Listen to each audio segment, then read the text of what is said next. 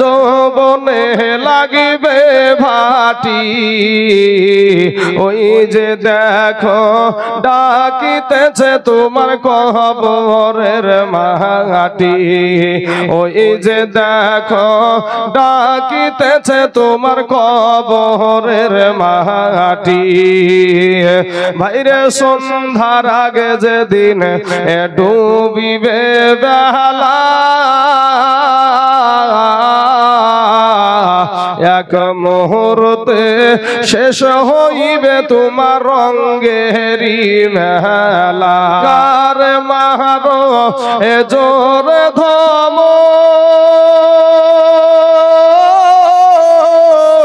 কার মাথায় ভাঙিবা লাঠি ভাইরে কার মারো এ জোর ধম কার মাথায় ভাঙিবা লাঠি ওই যে দেখো ডাকিতেছে তোমার কবরের মাটি ওই যে দেখো ডাকিতেছে তোমার কবরের মাটি ভাইরে ঘুইরা মর তুমি এই মায়ারি পিছে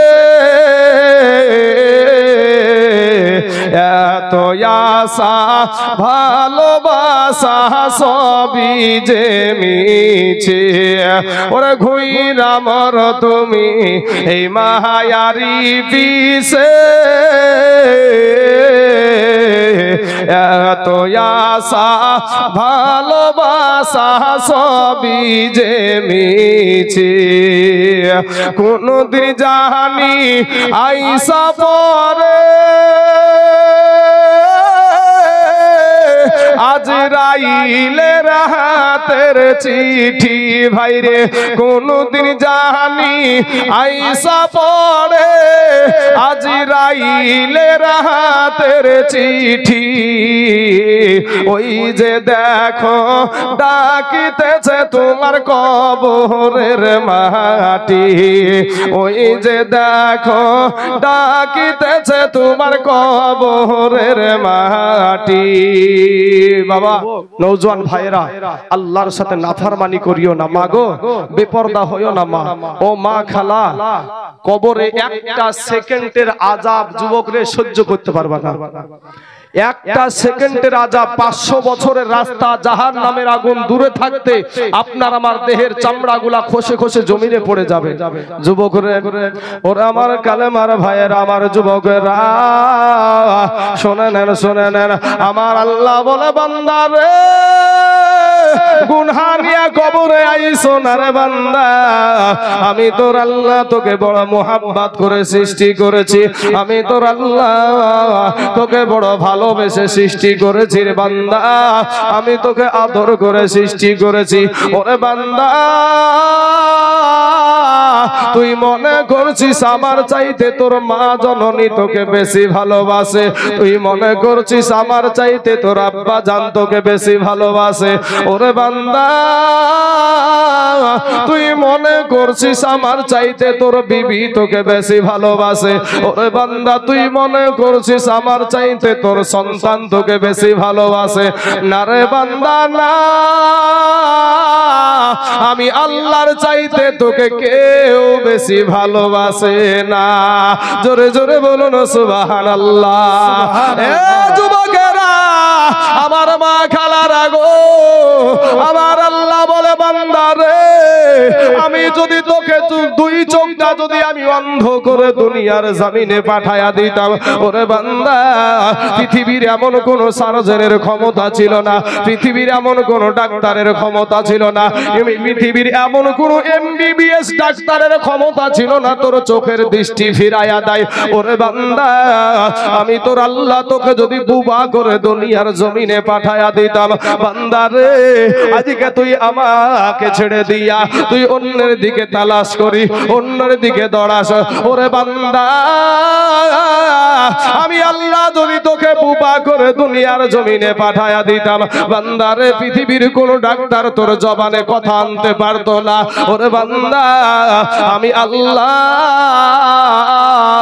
জবান দিয়েছি তোকে রে বান্দা, ওই জবান দিয়ে তোর মাকে তুই হাজারো বার ডাক, ওই জবান দিয়া ওই মুখখানা দিয়া তোর বাবাকে হাজার বার ডাক, তোর বিবিকে ডাক দে, তোর সন্তানকে ডাক দে। কিন্তু বান্দারে, আমি আল্লাহ তোকে যে জবানটা দিয়েছি, এর কারণে ওই জবান দিয়া আমি আল্লাহকে মাঝে মাঝে একটু ডাক দিলে আমি আল্লাহ খুশি হয়ে যাব। জোরে বলেন সুবহানাল্লাহ। যুবক রে, আল্লাহ পাক আপনার একটা বিবেকের আদালত দিয়েছে। হে যুবকেরা, আল্লাহ তোমার একটা বিবেকের আদালত দিয়েছে ভাই। ওই বিবেক দিয়ে একটা বার তুমি চিন্তা করে দেখো, ওই বিবেকের আদালতে একটা বার বিচার করে দেখো ভাই রে, তুমি কত বড় আল্লাহর সাথে নাফরমানি করে যাচ্ছ, কত বড় আল্লাহর সাথে তুমি মাস্তানি দেখাচ্ছ। ওরে যুবক, আজ একটা মিনিট 5টা মিনিট আপনার নিজেকে নিয়ে চিন্তা করেন। সকাল থেকে আপনি কতটা গুনহার কাজ করেছেন, কতটা নেকির কাজ করেছেন। আমি চিন্তা করে দেখলাম রে বাবা, গুনহার কারণে আমাদের হাত না পাক, গুনহার কারণে আমাদের চোখ না পাক, গুনহার কারণে আমাদের জিহ্বা না পাক, গুনহার কারণে আমাদের অন্তর না পাক, গুনহার কারণে আমাদের কান না পাক, গুনহার কারণে আমাদের পা না পাক। কি নিয়া কবরে যাইবারে যুবক, আজকে তুমি ভাবছো আমি এখনো মরবো না, কিন্তু কালোখালী থেকে জিয়ারগঞ্জের মাঝখানে কত মানুষ অ্যাক্সিডেন্ট হইয়া কত যুবক দুনিয়া থেকে বিদায় হয়েছে না হয়নি বাপ? কত যুবক দুনিয়া থেকে বিদায় হয়েছে। আজ রাস্তার দিকে তাকায়া দেখো যুবকের লাশ, আজ পানির নিচে যুবকের লাশ, আজ ঘরের ভিতরে যুবকের লাশ। হে মুসলমান মা খালারা, আমার আব্বা জানেরা, যুবকেরা রে, কি নিয়া কবরে যাইবা রে বাবা, কি নিয়া কবরে যাইবা? ফিরে এসো, তওবা করে আল্লাহর কাছে ক্ষমা চাও। আমার আল্লাহ তোমার জীবনের সব গুনাহ মাফ করে দিবে। জোরে বলেন সুবহানাল্লাহ। ভাই, আমি গালি দিতে চাই না, গালি দেয়া কবিরা গুনাহ। কেন আপনাকে গালি দিব? মিথ্যা কথা বলা কবিরা গুনাহ, সুদ খাওয়া কবিরা গুনাহ। ভাই আমার কালেমার ভাইয়েরা, কখন জানি আজরাইল এসে আপনাকে আমাকে নিয়ে যাবে। আপনাকে মাত্র 3খানা কাফন দিবে। পুরুষদেরকে দেওয়া হয় 3খানা, আর আমার মা খালাদেরকে দেওয়া হয় 5খানা। এর বেশি আর কিছু আপনাকে দিবে না। যে এই জায়গার জন্য আজকের আপনাদের এই সভা, এই দোয়ার মাহফিল, বাবাজি, এই গ্রামের এই গোরস্থানে কিন্তু আরো অনেক মানুষের আত্মীয় শুয়ে আছে, কারো বাবা কারো মা। এখানে যে কটা মানুষ আছেন, এই কটা মানুষেরই কি আসলে এখানে শুয়ে আছে? তা না, কিন্তু কপাল পোড়ারা বাড়িতে বসে আছে। আর এই কবর থেকে ডাক দেয়, আমার সন্তান মনে হয় আমার জন্য একটু দোয়া করবে, আমার সন্তান মনে হয় আমার জন্য একটু চোখের পানি ফেলে কাঁদবে, আমার সন্তান মনে হয় আমার জন্য একটু দান করবে। আরে যুবক, ও যুবক ভাইয়েরা, ফিরে এসো ভাই। এই জায়গাতে একদিন তোমাকেও আসতে হবে, আমাকেও আসতে হবে। আমার নবীর আদর্শে আদর্শিত হয়ে যাও। কবর, হাসর, মিজান, পুলসিরাত সব জায়গা তুমি পার হয়ে যাবা। নবীর আদর্শতে তুমি বৃদ্ধা আঙ্গুলি দেখায়ও না। আমার নবী, আমার দয়ার নবী, আমার নূর নবী কে একজন সাহাবী জিজ্ঞাসা করছেন, ইয়া রাসূলুল্লাহ, ইয়া হাবিবাল্লাহ, নবী গো, আমি কার সেবা করব গো নবী? নবী বললেন, তোমার মা জননীর সেবা করো। দ্বিতীয়বার বলছেন, ইয়া রাসূলুল্লাহ, ইয়া হাবিবাল্লাহ, নবী গো, আমি কার সেবা করব? বলে, তোমার মা জননীর সেবা করো।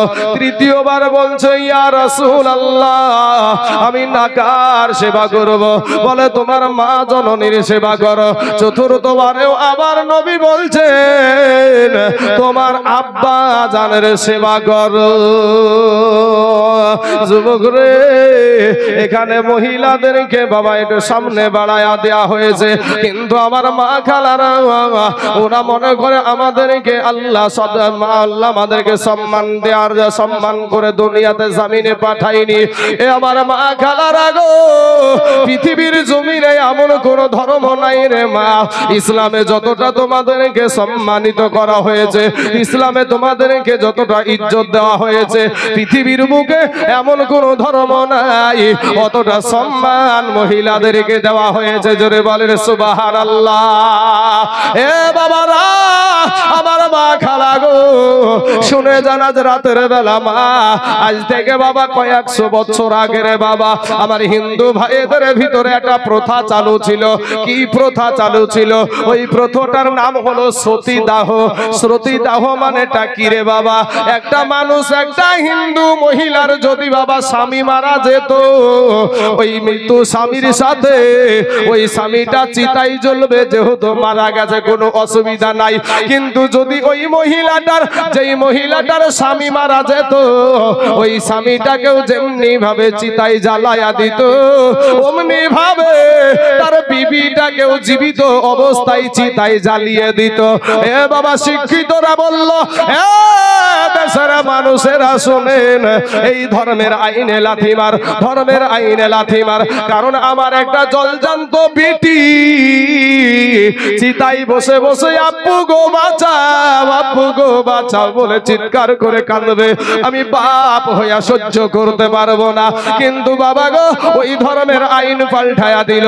কিন্তু আজ থেকে নিয়ে 1400 বছর আগে আমার নূর নবী যে আইন বেঁধে দিয়েছে, আমার নূর নবী যে নিয়ম কানুন বেঁধে দিয়ে গেছে, ওটার উপরে মুসলমানেরা বলবৎ আছে। এখন কিয়ামত পর্যন্ত আমরা থাকবো। জোরে বলেন ইনশাআল্লাহ। বাপ, আমাদের সমাজে মহিলারা দেখবেন এদের ভিতরে পর্দা এখন গোপাল জর্দাতে পরিণত হয়েছে। পর্দা পুরা গোপাল জর্দা হয়ে গেছে। একটা যুবক যখন খেপে যায় বা একটা নারীকে যখন আপনার কোণঠাসা কথা বলে, ওই মহিলাটাই বলছে যে তোমার বাড়িতে মা বহিন নাই, তোমার বাড়িতে মা বহিন নাই। পুরুষ কিছু মানুষ যখন ওখানে জড়িত হয়েছে, ওরা বলছে তোর বাড়িতে মা বহিন নাই। কিন্তু ওই মহিলাটা তো মুসলমানেরই মেয়ে নাকি? আমার আপনার মতন কালেমা পড়া লোকের তো মেয়ে। হ্যাঁ, সেই মেয়েটার পোশাকটা কি? আসলে কি ওর জন্য ওই পোশাক পরা জায়েজ? ও বলছে যে তোমার মা বহিন, আরে মা বহিন তো আছে। ও বলছে যে আমি সোজা রাস্তায় যাচ্ছি, কিন্তু এমন একটা কাজও করেছে যে প্রত্যেকটা ওর অঙ্গ পতঙ্গ ওর পোশাকের কারণে সব বোঝা যায়। কিন্তু বাবাজি, ও বলছে আমি দেখানোর জন্য বার হইনি, তো দেখানোর জন্য যেহেতু রাস্তায় বেরাওনি, তাহলে বাড়িতে যে পোশাকটা ছিল সে পোশাকটা বাতি, নতুন পোশাক তোমার স্বামী দেখলো না, কিন্তু পরপুরুষকে দেখানোর জন্য বেরাই না, বেরাই না বলেন। স্বামীতে স্বামীর কষ্ট করা টাকা, কেরালাতে কষ্ট করে একবার যদি টেনে উঠতো করে বাবা ভিড়ের টাইমে, ঈদের টাইমে যখন মানুষগুলো আসে কেরালা থেকে বাড়ি আসে, তো মনে হয় যে বুকের বাতাগুলা, যুবকগুলার বুকের বাতা ঠেলা ঠেলিতে ভিড়ে এই মনে হয় যে একবারে এদিক থেকে এদিক হয়ে যাবে। এই যুবকরা, কেরালায় যাওয়া পার্টি আছে না নাই গো? এরকম হয় না, হয় না ভাই? মুসলমান এই কষ্ট করা টাকা দিয়ে ইনকাম করে বিবিকে সুখে রাখছে, সুন্দর পোশাক কিনে দিল, কিন্তু সেই পোশাকটা তার স্বামীর কপালে দেখা জুটে না। ও রাস্তায় দেখানোর জন্য, পাগল করার জন্যই তো ওইভাবে বের হয়েছে। না হলে বাবা মেডিসিন দিয়ে ডলতে ডলতে ডলতে দেখবেন রোপরকার, এটাকে রাম ছিলকে বলে নাকি, এই ওপরকার চামড়াটাকে রাম ছিলকে বলে না, ডলতে ডলতে দেখবেন রাম ছিলকে পর্যন্ত তুলে ফেলে ভাই। বাবাজি আমার সোনা মানিক, পর্দার আড়ালের মা খালা শুনেন, মা পর্দা করেন। মা, মা গো, আপনার যদি মাথা দেখা যায় আল্লাহ জাহান্নামে দেবে, আপনার যদি পেট দেখা যায় আল্লাহ জাহান্নামে দেবে, আপনার যদি পিঠ দেখা যায় আল্লাহ জাহান্নামে দেবে। ওরে মা, কোন অঙ্গটা আল্লাহ তোমার জান্নাতে দিবে? বাবা গো, আজ আমাদের নারীরা বলে ইসলামে মুসলমানদের ভিতরে নারীদের কোনো সম্মান নাই, স্বাধীনতা নাই। আমাদের বিবাহ যখন পড়ানো হয় একটা দেলমোহর বাঁধা হয় না, হয় না ভাই? হয়তো এই দেলমোহরের টাকাতে যদি ওই মহিলাটা কোটিপতিও হয়ে যায়, এরপরেও ওই টাকাতে পুরুষের তার স্বামীর কোনো অধিকার নাই। বুঝেন বুঝেন ভাই। কিন্তু পুরুষ যদি 1 টাকা করুক, 10 টাকা করুক, 20 টাকা করুক, 1000 করুক, 5000 করুক, সব টাকাতে ওর হক আছে না নাই? আছে। ওর বাপের বাড়ি থেকে 14 গোষ্ঠী আসবে তো আপনাকে খাওয়াইতে হবে না? ও খাওয়াতে দায়িত্ব আর না আপনাদের পুরুষদের। তাহলে পুরুষদের কি চাপুন বুঝাটা বেশি দেওয়া হয়েছে নাকি? মায়েদেরকে নয়। সুবহানাল্লাহ। আমার নবীকে প্রশ্ন করছে সাহাবী, ইয়া রাসূলুল্লাহ, আমি কার সেবা করব? আগে আমার কাছ থেকে সবচাইতে ভালো ব্যবহার পাওয়ার অধিকার কার? বলে তোমার মায়ের। তারপরে কার? বলে তোমার মায়ের। তারপরে কার? তারপরে বলে তোমার মায়ের। তারপরে কার? চতুর্থবার এবার বলছে যে তোমার বাবার। কাকে সম্মান দিল বেশি? মাকে। বাবাজি, এই মায়ের জাত আজকে সেই জায়গা থেকে কত দূরে চলে গেছে আমার মুসলমান ভাইয়েরা। তবে আমার যুবক ভাইদেরকে বলি, ভাই এই বলে তোমরা ভাবিও না যে তোমার মাকে আচা তামাতা বলবা, এরকম না। তোমার মা জনম দুঃখিনী মা যাদের হারিয়ে গেছে, যাদের মা এই জায়গায় চলে এসেছে, যুবকেরা যাদের মা এই জায়গাতে চলে এসেছে, ওই মানুষগুলাকে একটু জিজ্ঞাসা করবা, চাচা গো, দাদু, আপনার মা কেমন ছিল গো চাচা? ওই মানুষটার চোখে পানি ধরে রাখতে পারবে না। ওই মানুষটা বলবে, আমার যেদিন মা দুনিয়া থেকে বিদায় হয়ে গেছে, আমার আব্বা যেদিন দুনিয়া থেকে বিদায় হয়ে গেছে, সেদিন আমার মাথার ছাদ উড়াইয়া গেছে। আহা ভাইরে আমার সোনা মানিকেরা, আল্লাহর নবীর একটা সাহাবী যার নাম হলো হযরত আলকামা রাদিয়াল্লাহু তাআলা আনহু, ইনার জবান দিয়া বাবা কলেমা বের হয় না, ইনার জবান দিয়া কলেমা আসে না। এবার সাহাবীরা তালকিন দেয় রে বাবা, তালকিন দেওয়ার পরেও কিন্তু কলেমা বের হয় না। সঙ্গে সঙ্গে সাহাবীরা আমার আপনার নবীর দরবারে গিয়া হাজির। নবীকে গিয়ে বলছেন, ইয়া রাসূলুল্লাহ, ইয়া হাবিবাল্লাহ, নবী গো, আপনার একজন সাহাবী, নবী গো, তার জবান দিয়া কালেমা বের হয় না গো নবী। নবী বলছেন, কালেমার তালকিন দাও। বলে ওটাও করা হয়েছে। বলে নবী আমার তো বুঝে নিয়েছে কিসের কারণে তার মুখ দিয়া কালেমা বের হয় না। সাহাবাদেরকে ডাক দিয়া বলে, সাহাবারা রে, তালাশ করে দেখো গো, তার জনম দুঃখিনী মা এই দুনিয়ার জমিনে আছে কিনা, তার আব্বা জান দুনিয়ার জমিনে আছে কিনা। সাহাবারা বলে, ইয়া রাসূলুল্লাহ, ইয়া হাবিবাল্লাহ, নবী গো, আমরা যতটুকু জানি তার আব্বা জান দুনিয়ার জমিনে নাই, তার জনম দুঃখিনী মা এই দুনিয়ার জমিনে আছে। এবার আমার নবী, আপনার নবী, দূরের নবী, টুক টুক টুক টুক টুক টুক টুক টুক করে বাবা ওই বৃদ্ধা মায়ের কাছে চলে গেল। গিয়ে ডাক দিয়া বলে, মা, মা গো, আমি নবী আপনার কাছে এসেছি গো মা, একটা বার বলেন গো মা, আপনি কি আপনার বেটার উপরে আপনি রাগান্বিত হয়ে আছেন নাকি? আপনার বেটার কথাতে আপনি কষ্ট পেয়ে আছেন নাকি? মা জননী বলছেন, ইয়া রাসূলুল্লাহ, ইয়া হাবিবাল্লাহ, নবী গো, আমার জীবন আপনার পায়ের তলে কুরবানি হোক গো নবী। নবী গো, আপনি সব কথা বলেন গো নবী, ওই বেটাকে ক্ষমা করার কথা আমাকে বলিয়েন না। যুবক রে, কার জানি আজ মা নাই রে, কার জানি আজ আব্বা জান দুনিয়ার জমিনে নাই, কার জানি আব্বা যেই কবর থেকে এই মা বাবার ওয়াজটা শুনে গো, ও মুসলমান যুবকের আমার ভাই জানেরা, কার মা জানি আজ জাতক পাখির মতো তাকায় আছে সন্তানের দিকে, মেয়ের দিকে, বাবা বেটার দিকে। নবী বলছেন, মা গো, আপনার সন্তানকে আপনি যদি ক্ষমা না করেন, আপনার সন্তান যখন মারা যাবে আপনার সন্তানকে কবরে জাহান্নামের আগুনে পুড়তে হবে। মা বলে নবী গো আমার বেটা কলেজায় এত আঘাত দিয়েছে, এত কষ্ট দিয়েছে, আমি মা আমার বেটাকে আমি ক্ষমা করতে পারবো না। আমার নবীজি সঙ্গে সঙ্গে বেলালকে ডাক দিয়ে বলছেন, বেলাল রে যাও কিছু লকড়ি নিয়ে এসো, লকড়ি নিয়ে এসে আগুন জ্বালায়া দাও, আগুন জ্বালিয়ে দাও। কারণ কি যে এই সাহাবী কবরে যাওয়ার পরেও সে আগুনে জ্বলবে, দুনিয়াতে জ্বালায়া দাও।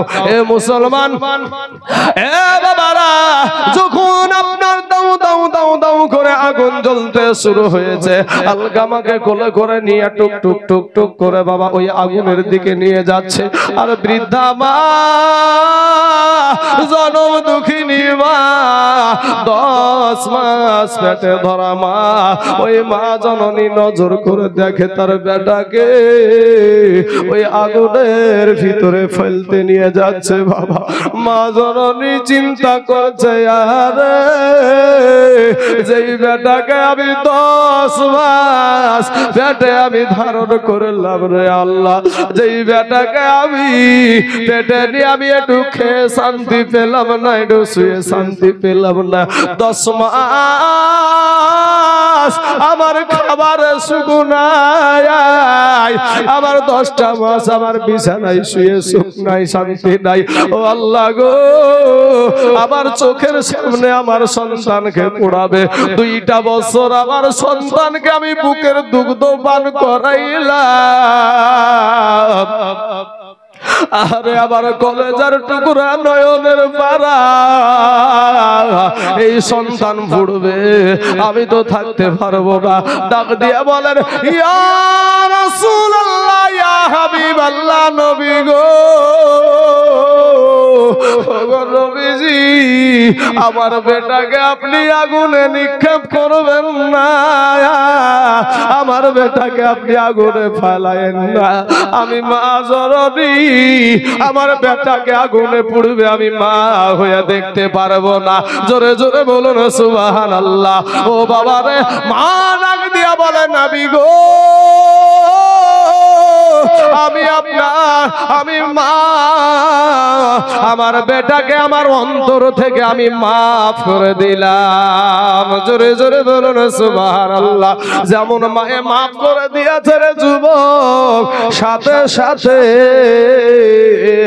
ওই জবান দিয়া কালেমা বের হয়ে গেল, লা ইলাহা ইল্লাল্লাহ, লা ইলাহা ইল্লাল্লাহ, লা ইলাহা ইল্লাল্লাহ, মুহাম্মাদুর রাসূলুল্লাহ সাল্লাল্লাহু আলাইহি ওয়াসাল্লাম। তাই কবি বলছেন, ওরে মায়ের খাদন এ জগৎ জীব,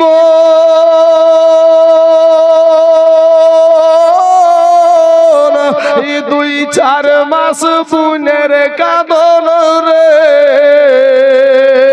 ওরে ঘরের পুরি বাইরের কাঁদন কয়েকদিন পর থাকে না, দুঃখের দরদি আমার জনম দুঃখী মা, গর্ভধারণী মা, জনম দুঃখিনী মা, দুঃখের দরদি আমার জনম দুঃখী মা। ভাইরে 10 মাস 10 দিনে মায়ে এ গর্ভে দিছে ঠাই, রক্ত মাংস খাইয়া আমরা ভবে আইলাম ভাই, 10 মাস 10 দিনে মায়ে এ গর্ভে দিছে ঠাই, রক্ত মাংস খাইয়া আমরা ভবে আইলাম ভাই, ভূমিষ্ঠ হইয়া আমরা উঠিলাম কাঁদিয়া, শান্ত করিল আমার মায়ের বুকের দুগ্ধ দিয়া, এ মায়ের ও সবের কালে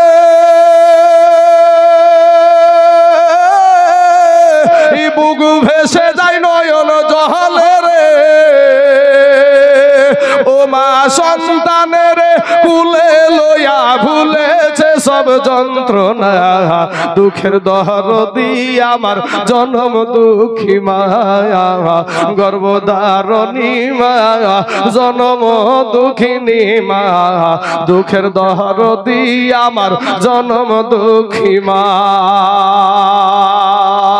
বাইরে হাতে পায়ে তেল মাইখা মা দিল শক্ত করি আমরা পুষা পায়খানা আমরা মায়েদের কোলে করি কথা ঠিক না বে ঠিক ওরে হাতে পায়ে তেল মাইখা মা দিল শক্ত করি আর পুষা পায়খানা আমরা মায়ের কোলে করি তবু না মারা করিল ভিজিল গুহে মুতে আমাদের সুখ নাই রাখিয়া আমার মায়েরা থাকে ভিজাতে আবার অসুখ হইলে চাইয়া দেখি আমার মাই রইছে বিছানাই বইসা রে বাপ একটা কথা আপনাদেরকে বলি আমি যখন 7 পাড়ার হাফেজ তো বাড়িতে এসেছি বাবাজি গরিব মানুষের ছেলে আমি তো বাবা তখন আমাদের মোষ পুষতো মোষের নাঙ্গল ছিল বাড়িতে মোষ চড়াতে গিয়েছি মোষের পিঠে চড়ে কিন্তু মোষ চড়ানো হয় না হ্যাঁ তো মোষ চড়াতে গেছি ভাই লাফিয়ে মোষের উপরে উঠতে পারছি না আমি আমার এই জায়গাটা থেকে কাঁচা যেটাকে বলা হয় এখান থেকে এই নিচ ধরটা বাবা আমার উঠছে না আর বারবার হয় লড়ি পড়ে যাচ্ছে না লড়ি পড়ে যাচ্ছে কোন রকম ভাবে বাড়িতে গিয়ে পৌঁছালাম আমার এই মাঞ্জা থেকে একের পর আস্তে আস্তে আস্তে আস্তে এই মাঞ্জা থেকে এই নিচ ধরটা আমার পঙ্গু হয়ে গিয়েছিল যখন আমি 7 পাড়ার হাফেজ তখন আমার এখান থেকে এটা পঙ্গু হয়ে গিয়েছিল বাবা 1 মাস নাই 6টা বালিশের উপর আমাকে রাখা হতো তারপরও আমার পা গুলা চুল হিলানো করে হিলাতে পারতাম না আমি 7 পাড়ার হাফেজ মানে বুঝতে পারছেন না যুবক ছেলে তরুণ ছেলে উঠতি বয়স এরকম টাইমে আমার এই অবস্থা তো বাবাজি 3 মাস এই অবস্থায় আমি ছিলাম আমার যত আত্মীয় স্বজন সবার কথা কি মারা যাবে আর বাঁচবে না এটাই কথা কিন্তু বাবা এই 3টা মাসে সবাই ভারী হয়ে গিয়েছিল কিন্তু আমার জনম দুঃখিনী মা যে মাকে আমি রেখে এসেছি আমার বাড়ি বাপ ওই মা কিন্তু আমার 3 মাসের মধ্যে আমার মা কিন্তু আমাকে দেখে ভারী হয়েছিল না আমার মা সারা রাত আমার পাশে থাকতো সেই জনম দুঃখিনী মার কথা আমি আজকে আপনাদের সম্মুখে আলোচনা করছি আমার মাও মা আপনাদেরও মা কথা ঠিক না বেটি আমার মা যেমন আমাকে ভালোবাসে আপনাদের মাও আপনাদেরকে ভালোবাসে তাই না বাপ হ্যাঁ মাকে ভালোবাসবেন ভাই যুবক তোদের পাখানা আগায় দে ভাই তোদের পায়ে হাত দিয়ে বলি মাকে কষ্ট দিস না ভাই মা জননীকে কষ্ট দিয়ে তোমার ইহকাল পরকাল সব কালই তোমার শেষ হয়ে যাবে ভাই মা জননীকে কোনো সময় কষ্ট দিয়েন না মা এমন একটা জিনিস যে বাবা আপনি যেদিন থেকে জন্ম নিয়েছেন মৃত্যু পর্যন্ত যদি আপনি মায়ের সেবা করেন তবু আপনি মায়ের ঋণ শোধ করতে পারবেন না আজকে যাদের মা হারায়া গেছে এই গোরস্থানে যাদের মা শুয়ে আছে প্রত্যেকটা মা তাকায় আছে আমার বেটা আমার জন্য দোয়া করবে কোন কুলাঙ্গার সন্তান যে এই মজলিস ছেড়ে বসে আছে বাবা কত জায়গাতে আজ মায়ের জন্য একটু দোয়া করতেও জানে না বাবা একটু কবর জিয়ারত করতেও জানে না যুবক রে তাই আপনাদেরকে বলবো আপনাদের মা বাবাকে কষ্ট দিয়েন না অনেক যুবক আছে বাবাকে বাবা বলে ডাকে না আব্বা বলে ডাকে না আছে না নাই বাপ অনেক অনেক যুবক আছে মাকে মা বলে ডাকে না আমাদের গ্রামে একটা লোক বাবা এখন তো বুঝতে পারছেন না জোর যার মুলুক তার আমাদের গ্রামে এমন একটা লোক আছে 5 ওয়াক্ত বাপ নামাজ পড়ে রমজান মাসে রোজাদার ব্যক্তিদেরকে ডাকে আপনারা উঠুন সাহারি রান্না করার ব্যবস্থা করুন অথচ 40 বছর আর বাপকে বাপ বলি ডাকেনি और माँ के माँ बोले डाकेनी अच्छा बोलें तो এই নামাজের এই আজানের এই যে সাহারিতে ডাকার এর কোনো দাম আছে কোনো দাম নাই ভাই ও যুবকেরা আজকে রাত্রি বেলা মাকে যে বলবো মা আমি ভুল করে ফেলেছি মা তুমি আমাকে ক্ষমা করে দাও যুবকরা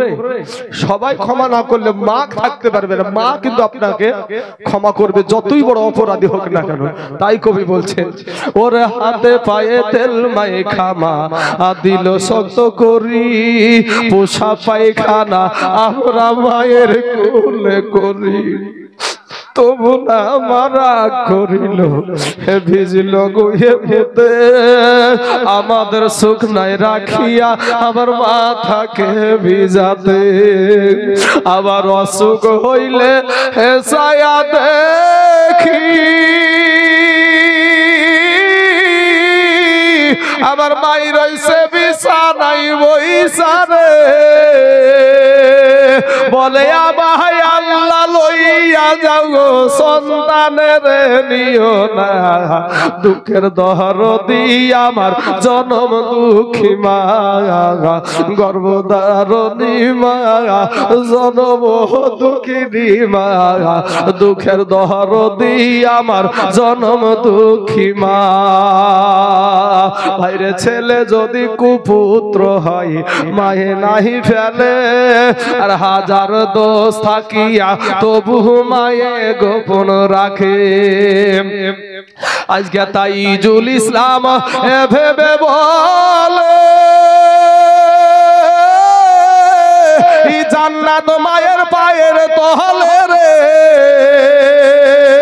ওরে দেখ বুখারী হাদিস খুলে করেছে নবী ঘোষণা, দুঃখের দরদি আমার জনম দুঃখী মা, গর্ভধারণী মা জনম দুঃখিনী মা, দুঃখের দরদি আমার জনম দুঃখী মা। যুবকেরা গো, ও যুবক তোর পায়ে হাত দিয়া বলি রে ভাই, মাস্তানি করিও না রে যুবক, কার জানি আজ মা নাই গো, কার জানি আজ মা জননীর চেহারা খানার কথা মনে পড়ছে।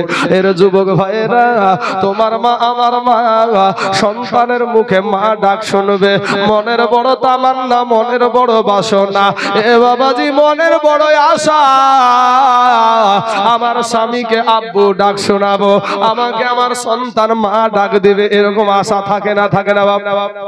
থাকে বাবা গো। যেই নারীর বাবা সন্তান হয় না, কত মানুষ কত রকমের কথা বলে, বান্ধা বলে, বন্ধা বলে, বাঁধা বলে, কত কথা শোনায়, মা হতে পারে না, মনে বড় ব্যথা, মনে বড় বাবা কষ্ট। আরে আল্লাহ, আমাকে তুমি এমন নারী বানায়া দিলা, আমার একটা সন্তান হলো না, আমার স্বামীকে আমি বাবা ডাক শোনাতে পারলাম না। কত ডাক্তারের কাছে যাই, কত মাজারে যাই, কত ওলির দরবারে যাই, একটা বাচ্চার জন্য। মুসলমান যুবক রে, তোমার মুখে মা ডাক শোনার জন্যই মহিলাগুলা পাগল, মাগুলা পাগল। আমার সন্তান আমাকে মা ডাক শোনাবে, আমার সন্তান আমার আবার স্বামীকে আব্বু ডাকবে। এ বাবাজি, যেই বাড়িতে সন্তানের কান্না হাসি নাই, ওই বাড়িটা মনে হয় দোজখময়। যুবক রে, মা যখন পেটে সন্তান, মা দুটো খেয়ে শান্তি পাই না, মা একটু বসে শান্তি পাই না, মা একটু শুয়ে শান্তি পাই না। এই 10 মাস 10 দিন যে কি কষ্ট হয়, এ দুঃখিনী মা ছাড়া আর কেউ বুঝে না। বাবা গো, আমি তাইজুল ইসলাম ডোমগুলো একটা নার্সিং হোমের এক ডাক্তারের সাথে আমার বন্ধু পরিচয় আছে বাবা। আমার বন্ধু, আমার ফ্রেন্ড যাই বলেন না কেন, ওই ডাক্তারটার নাম হলো মনিরুল ইসলাম।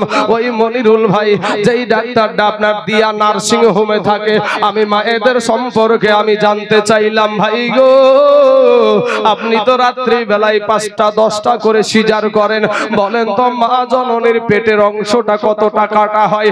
আমরা না জানতে বাবা অনেক মন্তব্য করতে পারি, কিন্তু এই ডাক্তার বলছে ভাই ভাই, মায়ের কষ্টের কথা কি বলবো ভাই, কিন্তু আমরা ডাক্তার মানুষ, আমাদের কিছু করার নাই গো ভাই। বলে মা জননীর মোটামুটি এতটা অংশ কেটে ফেলা হয়। ওর যুবক, তোমার মুখে মা ডাক শোনার কারণে, তোমার মুখে আব্বু ডাক শোনানোর কারণে তোমার মা জানে গো আমার সুন্দর পেটের চামড়া, আমার এই পেটের চামড়াটা নিখুঁত হয়ে আছে। কিন্তু বাবা এরপরেও বলে ডাক্তার, ডাক্তার গো আমার পেট কেটে ফেলেন, এরপরেও আমার সন্তানের যেন কোনো অসুবিধা না হয়। জোরে জোরে বলুন না সুবহানাল্লাহ। যুবক রে, ওই ডাক্তার আর একটা কথা আমাকে আশ্চর্যজনক বলেছিল, বলেছিল ভাই আমরা যখন সিজার করি মহিলাদেরকে আর অজ্ঞান করা হয় না।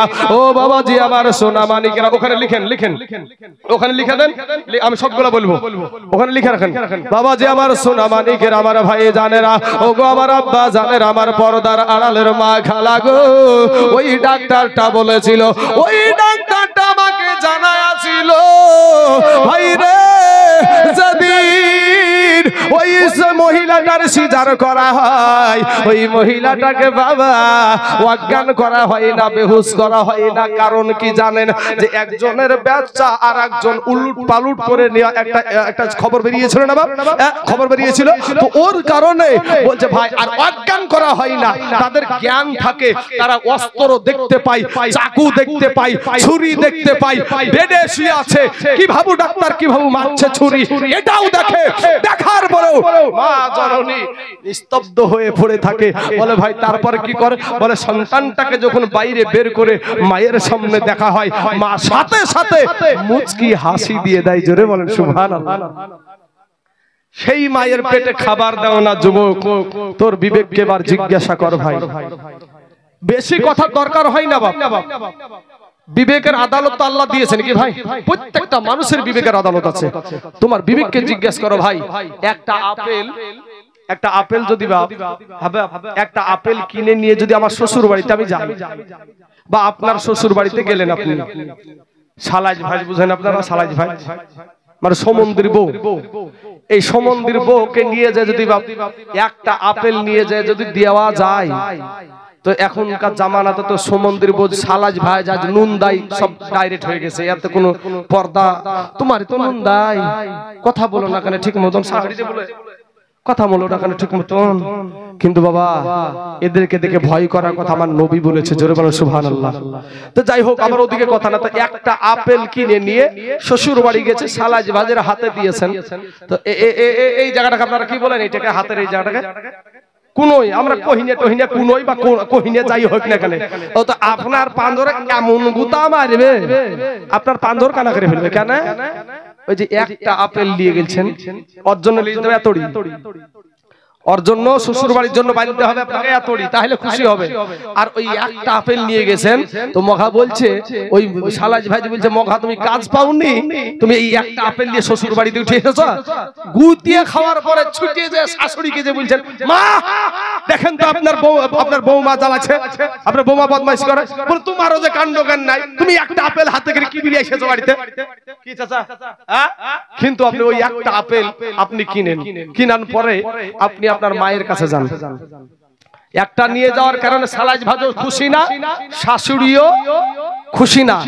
ওই একটা আপেল কিনে আপনার মায়ের কাছে যান, মাকে গিয়ে বলেন, মা ওগো মা, আমার পকেটে টাকা নাই মা, তো তোমার জন্য আমি একটা আপেল নিয়ে এসেছি মা, এটা খেয়ে তুমি খুশি হও। বলেন মা খুশি হবে না বেজার হবে? কথা বলেন না কেন, খুশি হবে না বেজার হবে? খুশি হবে। এই হলো মা। একই বলে মা। ওরে মা দুঃখিনী এই অভাগিনী, এই সন্তানেরই নয়ন মোহনী রে,